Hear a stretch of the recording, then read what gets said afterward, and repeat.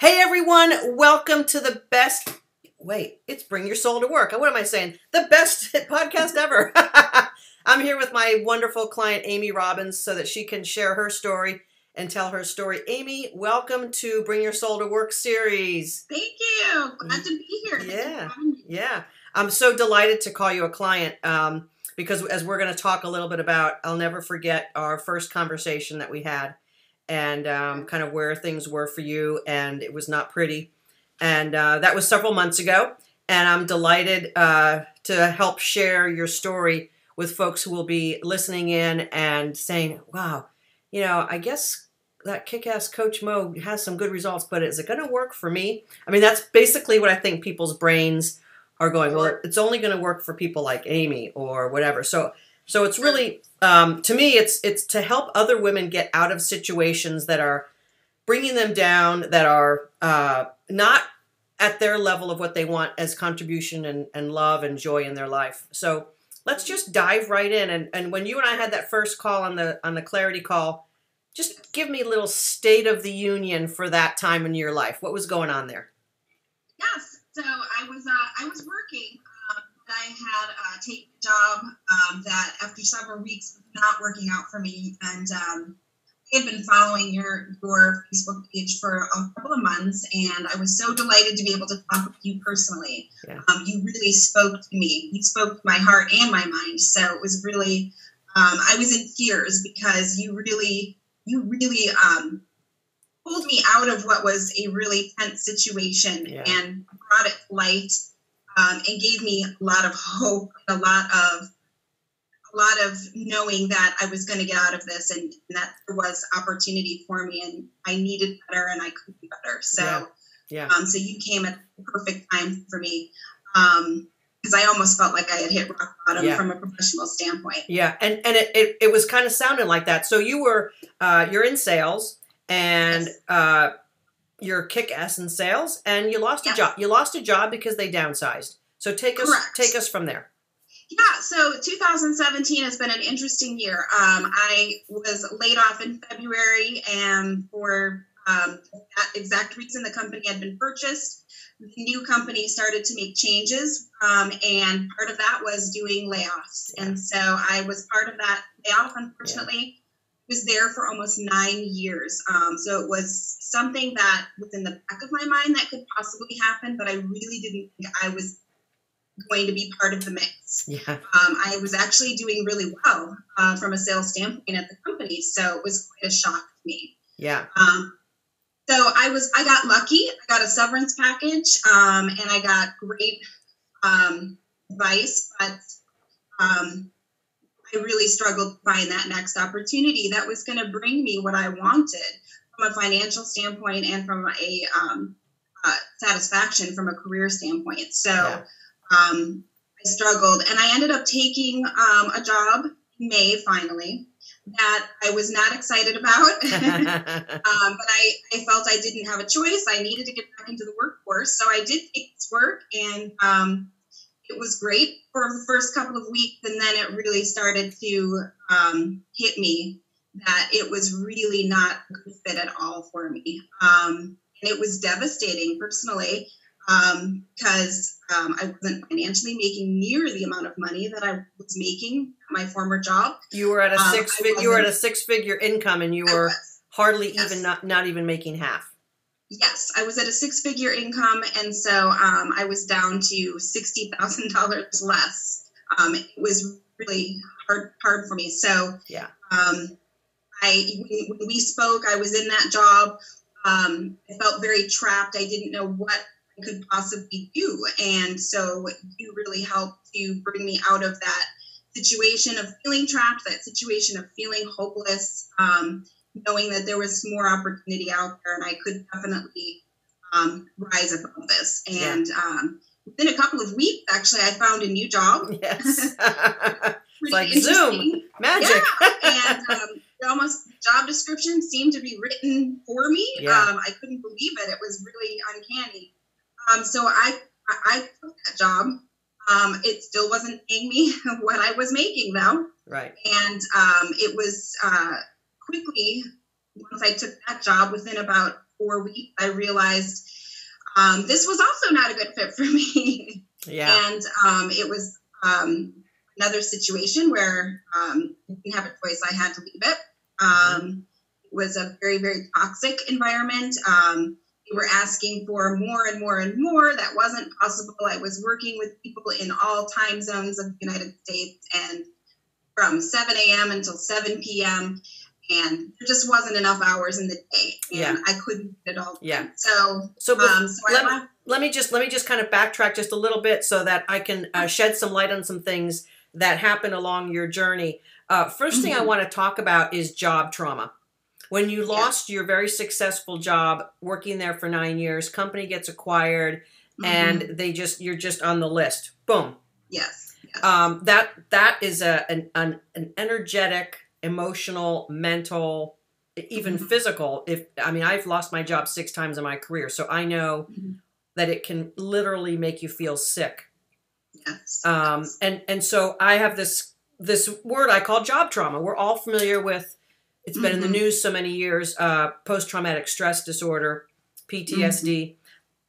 I really see the women I work with when they lose a job, especially if they've been there for a while and making good money, that the energetic pattern is very similar to a trauma pattern.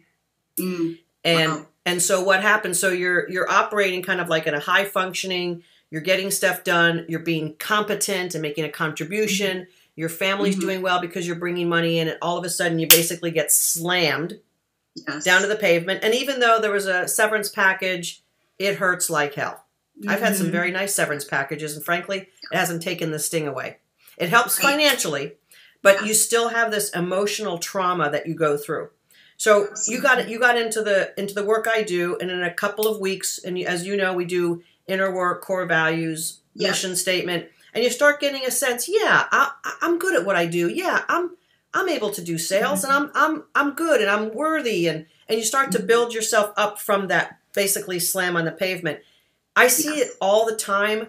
Job loss, and then a really low level job is the next job. It's almost predictable. And it's there's a little bit of desperation to keep the family going. There's like, well, maybe that was like a one-off thing, that wonderful, beautiful job that I had, and maybe I'm really not worthy of it. And all of these things creep in, and we start telling ourselves these stories, and soon enough, that's the energy pattern that we attract. Yes. And I know when you and I spoke, you were not this woman who's talking to me today. No, I was in tears. I was in tears. I needed something to really help get me out of that. You're right. It was extreme trauma. Yeah. And I thought I was handling it well. And all of a sudden, everything just started to rush in. And it was a very bad, desperate situation, to take a desperate job, to not be able to do what my heart tells me I should be doing, what I want to do, what I'm good at, what I'm capable of. There's nothing like it. It's very traumatic. Yeah. And then you found that next job. So you got out of that toxic, low, not even close, to move yourself up a little bit. You're like, oh, maybe this will work. So your vibrational level and your energy kind of met at that next new job. So you were there for a while, and you're like, whoa. So let's pick up from there now on your journey. Sure. So I left that job. I did not have another job. Probably not the best thing to do, but I felt like I didn't have a choice. So I really wanted to focus full time on finding the right thing. So within about 6 or 8 weeks, I found this amazing place I'm at now. Yeah. I'm doing work that I love. I am being able to utilize my skills, my talents, and continue to grow those. And I'm in a place where, I am doing things that I want to be doing. And it's freeing up some time for me as well. Yeah. Continue to do other things that I love to do. I have a 5-year-old son. He's mildly autistic. I really struggled with what was happening this whole year, because I thought, well, maybe this is a clue that I need to be a little bit hear more from my son, so that he has a little bit more of my time. And that was great. And I still be able to do that. So I have found an opportunity where I'm still in sales. I'm actually out meeting people every day, enjoying the work, helping people. find meaningful work as well, and helping companies grow. And that, to me, there's nothing like that. I really love where I'm at now and really at the center of what's important. So, and still have an opportunity to spend a little bit more time with my son, be there for him, and do the things that I love to do too. I'm a runner, so I love to be able to spend time to run half marathons and do those kinds of things as well. Yeah. So, you know, the interesting thing is, and when I talk to women on the clarity calls all the time, I hear this little demon, this little gremlin creeping in that's residing in some women's brains that says, well, if I'm more successful and making more money, it's going to take away from my family time. And for some reason, there's this big myth that if we make more money, we're going to absolutely have to rob our family's time. Right. And a lot of people believe that. And that was the opposite of my experience in my professional executive career. The higher I moved up and the more money I made, the more I was in charge of my time. Now, could I have worked 60-hour weeks trying to prove my worth and trying to prove how much money they were making? They were paying me. I'm really worth this, guys. I'm working all these hours. Like, we could definitely get into that trap. But when you're aligned with your power and your soul and your worth, you don't have to prove it by working longer hours and taking away from your family. You could probably, as you continue to be successful, Amy, keep making more money than you'd made before and still have the authority of your time, because that's true success, and it's absolutely possible. So I'm delighted to hear that you feel that you're able to spend the time with your son, and you're also married, right? Yes. So you have a whole family to kind of keep things rolling with. Exactly. Yes. Yes. So so I agree, and that was very important to me to be able to be successful, have the work that I love that's meaningful to me, still be able to have the opportunity to manage my time the way I want to. Yes. And I think, there's something to be said for when you're aligned and you're able to focus on what's important. Your time becomes much more spent much better. Yes. Because you're aligned, you're focused on what's important, what's in front of you, which is freeing you up the time to do the things that you need to do and that you want to do. And that's a difficult thing to do when you're a mom and you constantly got children on the mind, and maybe they started off with a bad day and you're thinking about that. You're kind of torn. I oftentimes used to be torn because I want to be home with my son at work, and when I'm at home with him, I'm thinking about work. And that doesn't serve me. It doesn't serve my employer. It doesn't serve him.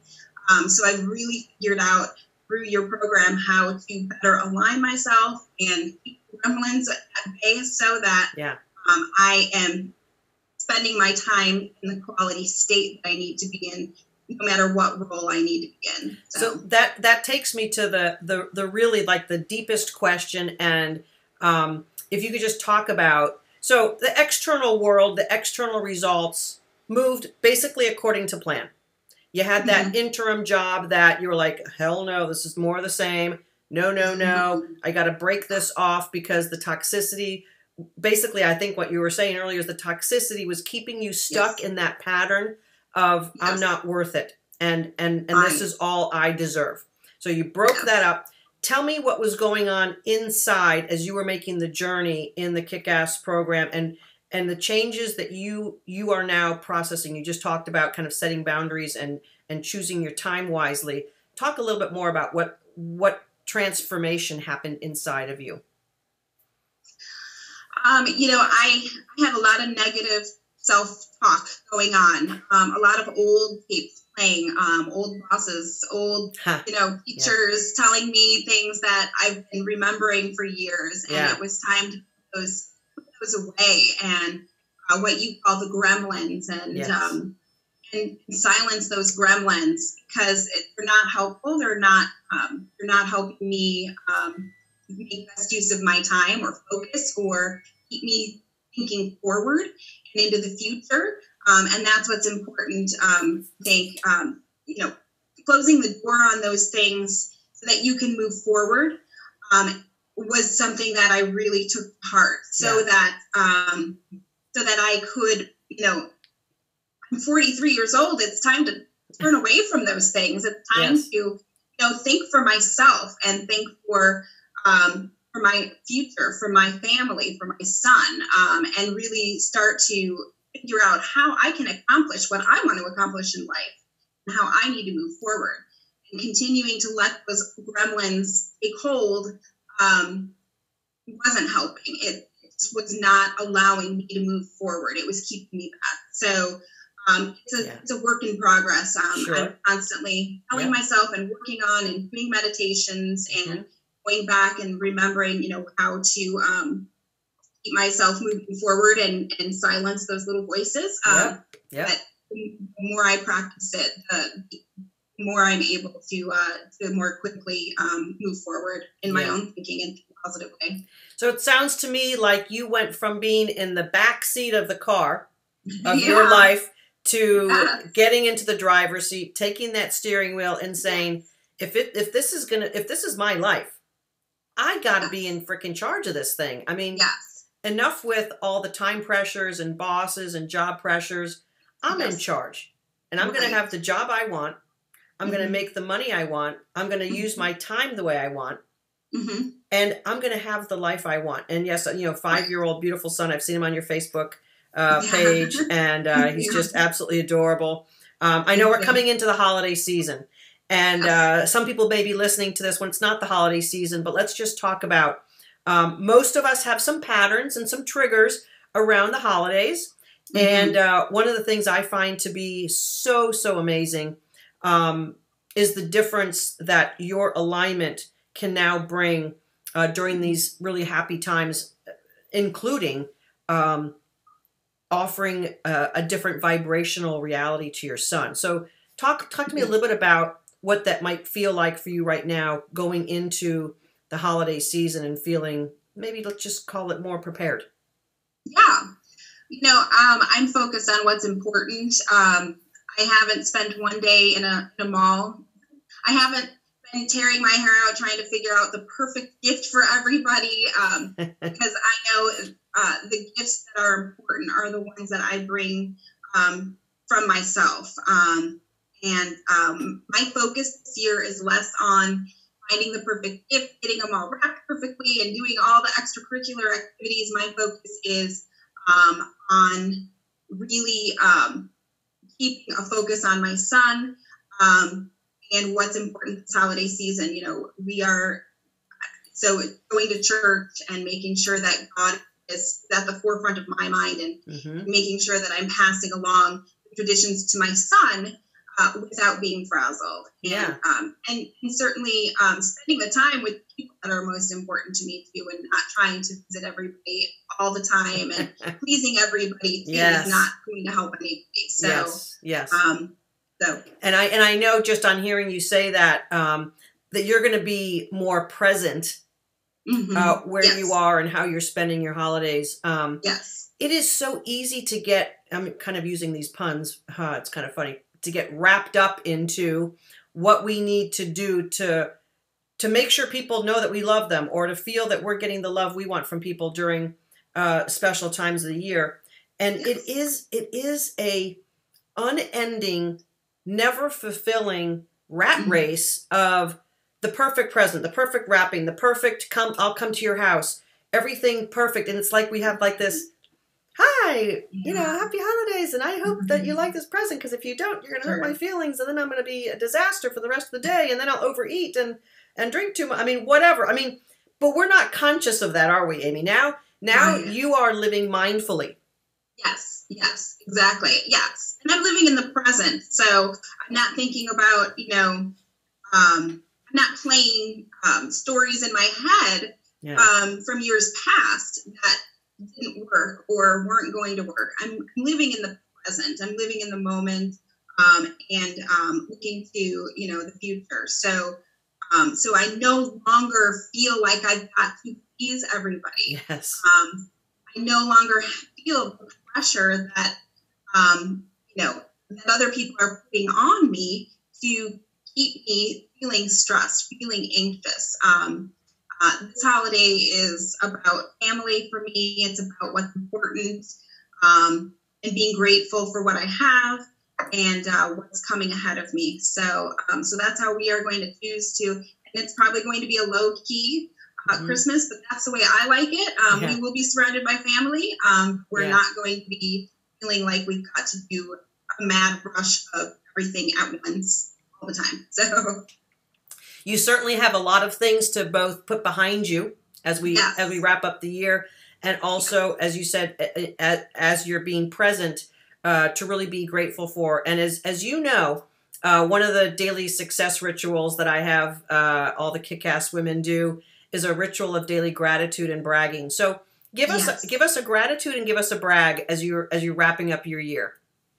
Yes. Oh, my gratitude is my family, of course. I'm grateful for the people that surround me, that I've chosen to surround myself with, that I get an opportunity to be with, spiritually as well as, in person. So that's my gratitude. My brag is this year is over. I got through it. And in the end, I'm much more prepared for what's to come. And I'm in a much better state. I'm much more positive, stronger than ever. And really just ready to, this next year off to a great start. And really plan for what's ahead and have goals that I'm reaching this year and being successful. That's awesome. Yes.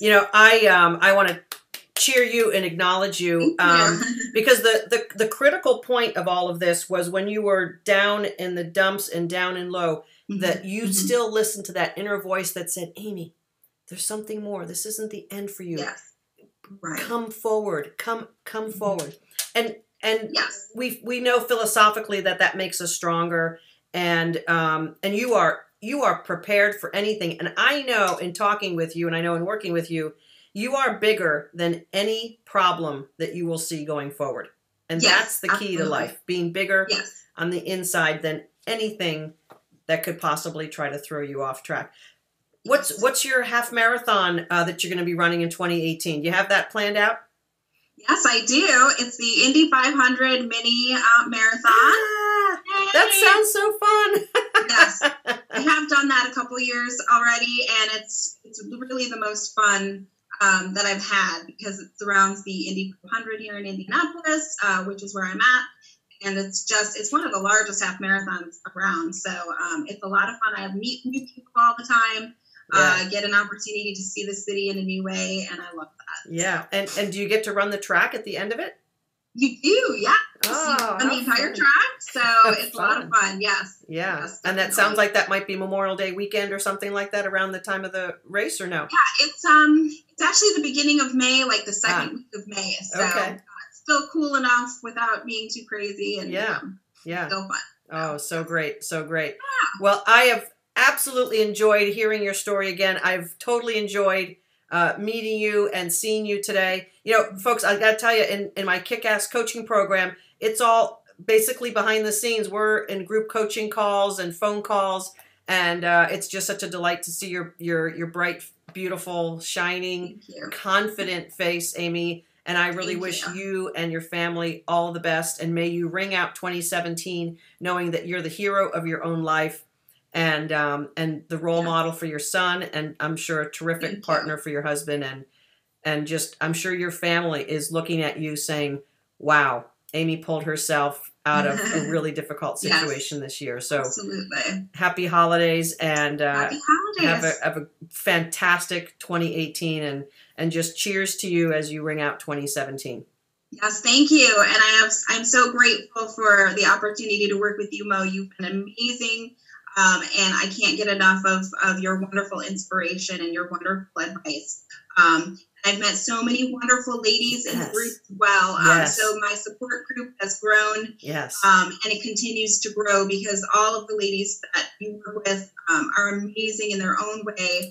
And I get a real opportunity to feed off of their optimism and their inspiration. And so I'm really looking forward to continuing with the grad group Yeah. in the new year. Yeah, so it's a lot of fun. So very much. Yeah, it's a lot of fun to be with literally hundreds of women around the world who all made this beautiful journey. So keep on being kick-ass, Amy. You've inspired me today to feel really great about the work I do and touching your life. So thank you very much. I'm grateful for you. Absolutely. Absolutely. Happy holidays. Thank you. See you later. See you later.